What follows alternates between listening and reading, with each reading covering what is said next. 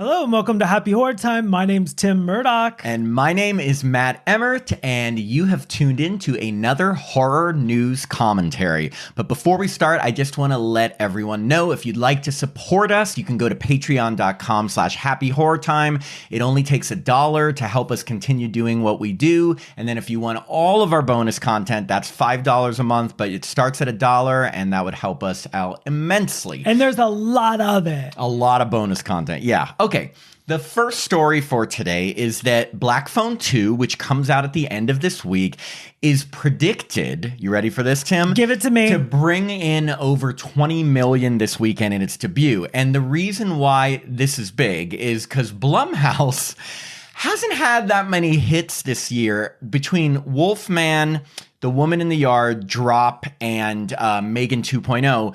None of them really made a ton of money, and this would be a big opening for them. Apparently, according to Variety.com, Black Phone 2 is actually supposed to make between 23 and 29 million, and it's supposed to be number one at the box office. I believe it. I totally believe it. But rumor has it, according to TikTok, my science level of TikTok. Yes. Professor TikTok. Yes. Professor TikTok, people have said it's funny.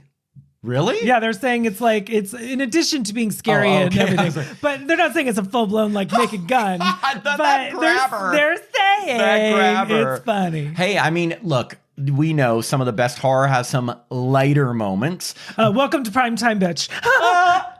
Okay, so just some history on the original Black Phone. That opened to 23 million. Now, you're probably saying, oh, shit, well, if Black Phone 2 makes around that, then it's doing the same. But that was released in theaters at the end of 2021 when theaters were just starting to recover from COVID. So you would think that in 2025, a Black Phone movie should make more money. But either way, that's still a good projection. Apparently, all the other Blumhouse movies that kind of underperformed at the box office. I thought Drop was really good. Yeah, I enjoyed Drop also, but I enjoyed Megan 2.0. They at least made back their budgets. And why? Because Blumhouse never overspends on its projects. Apparently, they're known for making sure that they have low budgets on their films, so they never have a financial disaster. Well, you know what? That's good. Studioing. Yeah, no, but I mean, that's been their formula. I mean, look, they have the Purge franchise, they have Get Out, they have the Halloween last movies, and those. They movies also don't forget Exorcist Believer. Oh, big successful. Were there film. supposed to be 2 more films after that? Yep, and they fired David Gordon Green, and I think they rehired someone else, but who knows? Are we at a standstill with that? Who knows? I think the last I heard, they hired a different director. But, yeah, that's sad. I'm waiting on pens and needles. Sad day. But Black Phone 2, if you're a fan of the original Black Phone, it's bringing back Ethan Hawke as the grabber, even though he's dead. Mason Thames as Finney, who was the young boy in the first one, and now he's a full-fledged teenager. And now I just saw him in a trailer for Regretting You. Yeah, and he also starring Megan 2.0 star. Yeah. You mean Allison Williams? Yes. Yeah. And Madeline McGraw, who played his sister, it was kind of a breakout performance for her. They're much older now, but it's a continuation, and it looks pretty good. We're going to be seeing it, and it's actually going to be our next review, so tune into that for Black Phone 2. Okay, so we just watched the Red Band trailer for It, Welcome to Derry. And I've got to say, now we've seen a few trailers for this, but I thought this one was the best trailer I've seen so far. Why? Because it was Red Band? Well, no. So just a reminder, this Welcome to Derry is the It prequel series that is coming out on HBO Max on October 26th, as in just a couple weeks. Yeah, that's around the corner. And it's being executive produced by Andy and Barbara Muschietti, the sibling duo that was responsible for the 2 recent It movies. It has a huge cast, but it's also bringing back Bill Skarsgård as Pennywise. Well, anyway, they've already released a couple trailers, but this Red Band one I thought was the best because it was dark, it was bloody. It kind of features this little song, and we'll put the link in there so all of you can enjoy it and tell us what you think. Are they standalone episodes, or is it a continuation? No. So basically, according to JoBlo.com, the plan is for the show to last 3 seasons, and each one goes further back into the past. So the first season is set in 1962. So the whole season will be one contained story in 1962. The second season will go back to 1935 and be a season then. No one can relate to that. No one will have cell phones. And the third, but in 1962 they did. Yeah, they did. And in the third season, it's going back to 1908. So we're talking old-timey stuff. I mean, these outfits. Yeah, so that's how it's supposed to be. But the thing about this trailer is that it features this creepy song that ends with the lyric "Down with the Clown," which to me... Are you down to clown? Not down to clown, down with the clown. And it shows all these people, kids, adults, investigating like sewer tunnels. There's tons of blood. And basically, this is the first trailer where we see multiple scenes of Pennywise like terrorizing people. I don't know if you remember the first couple trailers. It was more story based. Yeah, that's what I thought. That's what I was trying to like figure out. I was like, oh, are these like standalone episodes? Like each one's like... Each season will be. Okay. So, but this season will be involving all of like one whole storyline through 8 episodes. And I've got to say, like, to be completely honest, from the first 2 trailers, I thought, okay, I'll give it a watch, but I wasn't that excited. This last trailer made me excited because it's all the scary shit that you want from it. Do you think it will be better than Stranger Things? Wow, which season? Like, that's a loaded question. I gave up after the first, so I only watched one season. Better than the first season of Stranger Things, which was like epic? Maybe not. Better than like the second and third season? Probably. I don't know. But apparently... Oh, I also read that Warner Brothers is reportedly so happy with the first season of Welcome to Derry that they literally want to start on production for the second one before they even see how it does. So that's pretty... That's encouraging. Yeah, that is. And so we will definitely be watching this series. I can't wait till it premieres. I mean, and it's the perfect time, October 26th on HBO Max. So sign up for that free trial if you don't have it and get it. I will have to because I don't because I'm poor. Or you could watch it at our place. I'm busy. Okay, so in some fun little news, all 44 episodes of Freddy's Nightmares have returned to Tubi. I'm hearing this now for the first time, and that is exciting news. It is, because let me just tell you, Tim and I doing research for interviews, because, you know, we interview horror stars, and a lot of them have guest starred on the show Freddy's Nightmares. And those episodes are hard to find. They were, and we would have to go to YouTube and find them in the shittiest quality. It is so grainy. So this is going to be, I mean... the episodes are so old, I don't think they're like HD. No, but definitely it will not. be a step up.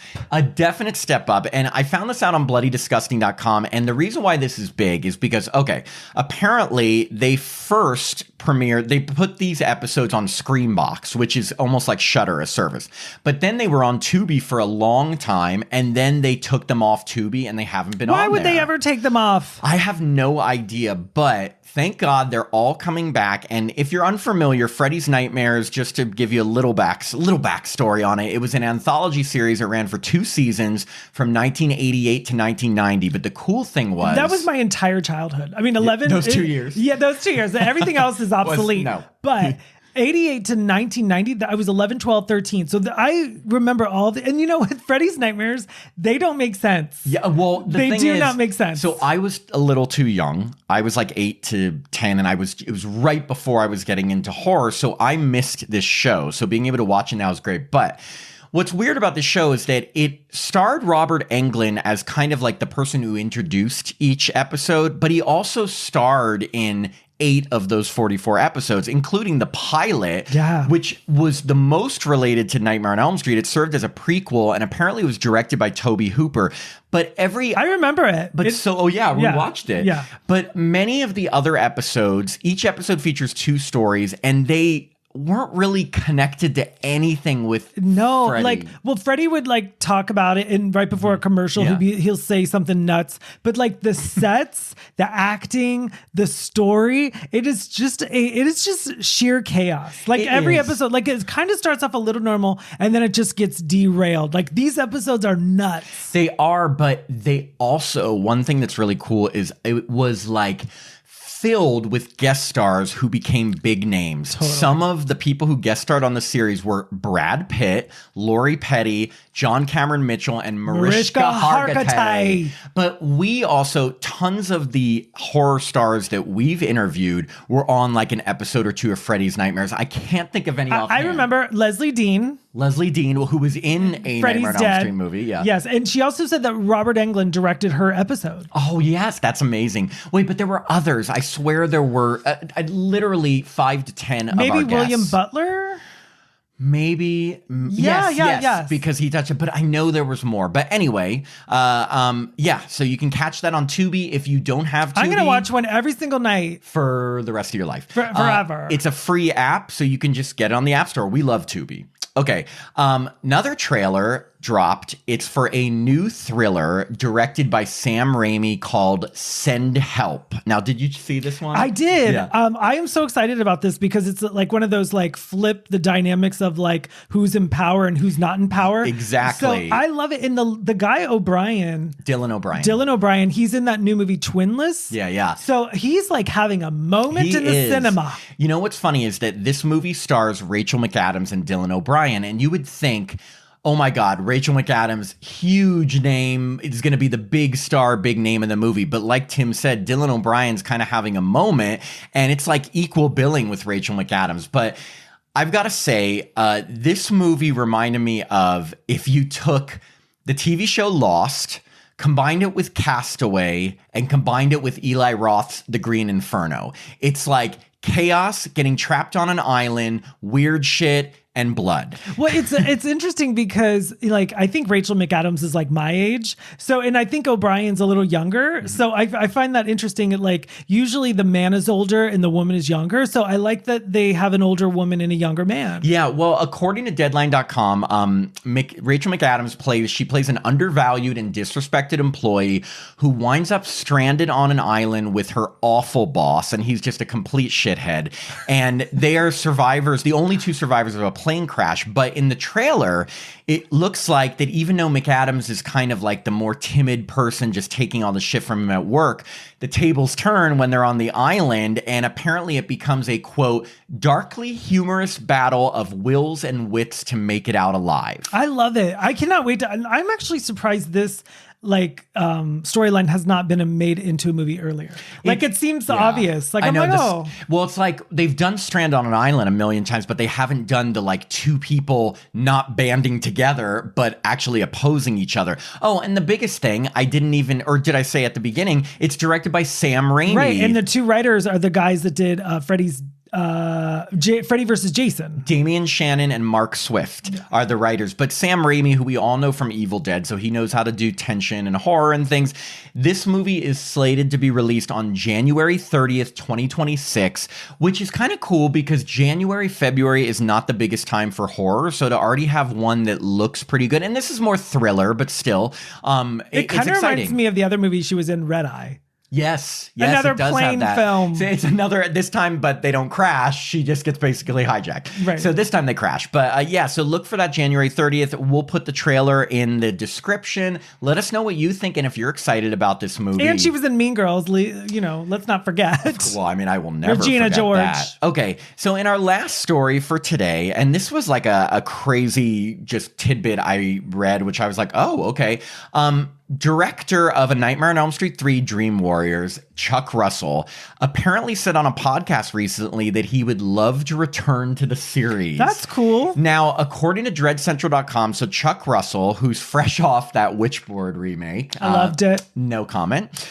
Said on the Development Hell podcast that he's open to returning. And I'll just read you his exact quote. It's everyone's favorite, by the way. Everyone's favorite sequel. Right. Yeah. A Nightmare on Elm Street 3 is definitely my favorite sequel. Not better than the original, but his exact quote was this on the podcast.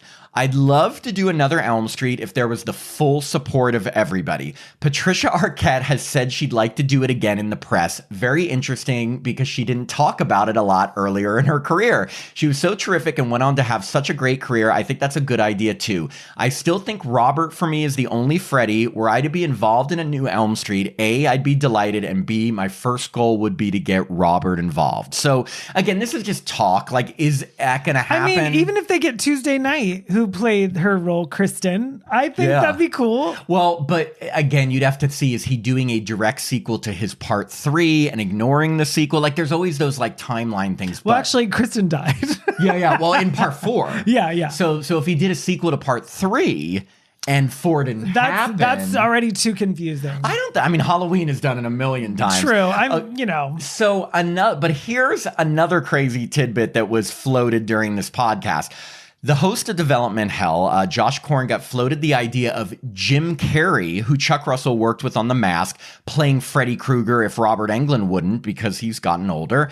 And Chuck Russell was all for it. In fact, he said, and this is his next quote, for Jim Carrey to do it, we'd have to do something that was another leap in the Elm Street series, a little bit like what Wes did with his very meta New Nightmare. I think Jim would only consider it, and I'd only consider harnessing Jim if there was a bold new direction for Elm Street. I mean, I personally would love that. I love Jim Carrey. I can't get into The Mask, though. I tried to watch it the other night. But, the movie The Mask. Yes. I mean, the only thing fascinating to me was Cameron Diaz. I saw that a long time ago. Look, to be honest, I had heard rumors like months ago about Kevin Bacon saying he'd be open to playing Freddy Krueger. I've heard that too. I feel like, I don't know, yes, Jim Carrey can do all sorts of amazing, crazy anything, stuff. Matt. But I don't know. I feel like Kevin Bacon has that gravelly, like, angrier disposition where maybe I could buy him as Freddy more. Actually, we'd love to know, what do you guys think? Who should play Freddy Krueger if Robert Englund wouldn't return? And he's kind of said he wouldn't return. I mean, either Jim Carrey or Kevin Bacon. Yeah. Let us know in the comments below. Yes, tell us, Jim Carrey or Kevin Bacon. And currently, unfortunately, there are no new Elm Street projects in development. Apparently, the rights to the franchise are being guarded by Wes Craven's estate, but that doesn't mean that they won't be granted to a studio who has a good idea. I think they're just trying to decide, what are we going to do? A sequel, a reboot, a remake, what? And then they'll go from there. So we'll see, Tim. I can't wait to see what happens, but you know what? I'm not going to fall asleep. Because then you'll never sleep again. That's right. Oh, wow. Okay, well, thank you for watching, everyone. Bye.